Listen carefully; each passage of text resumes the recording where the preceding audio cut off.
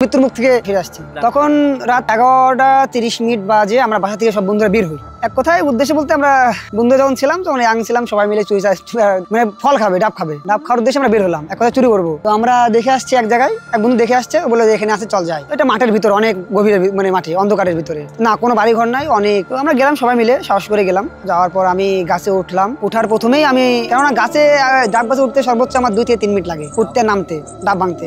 বন্ধুরা জানে এটা, এই জন্য আমাকে বলে তুই উঠ, আর কেউ উঠতে পারে না। আর একজন আছে আমার বন্ধু নাদিম, সে মোটামুটি উঠতে পারে। মাঠের ভিতরে, অনেক ভিতরে, আশেপাশে বাড়ি ঘর নেই। চারপাশেই 4টা তাল গাছ, একটা ডাব গাছ এখনো আছে, বর্তমানে এখনো রাখা আছে, এই গাছটা এখনো আছে। বন্ধুরা বলে উঠ, এই গাছে ডাব আছে। আরো 4-5টা গাছ দেখলাম, গাছে ততটা ডাব নাই। যাওয়ার পর গেলাম ওখানে, বন্ধুরা বলে উঠতোই, আমি উঠলাম। উঠার পর গাছের অর্ধেক উঠলাম, অর্ধেক ওঠার পর আমার পায়ে একটা বাড়ি লাগলো, জানি না, মানে অদ্ভুত একটা বাড়ি লাগলো। না আমি কিছু অনুভব করতে পারিনি, সব স্বাভাবিক থাকতে পারে। রাত 12টা যেহেতু আপ, মানে পায়েটা এরকম খুব একটা বাড়ি লাগলো, বাড়ি লাগলো, মানে গাছ ধর আমাকে অবশ করেছে এমন অবস্থা।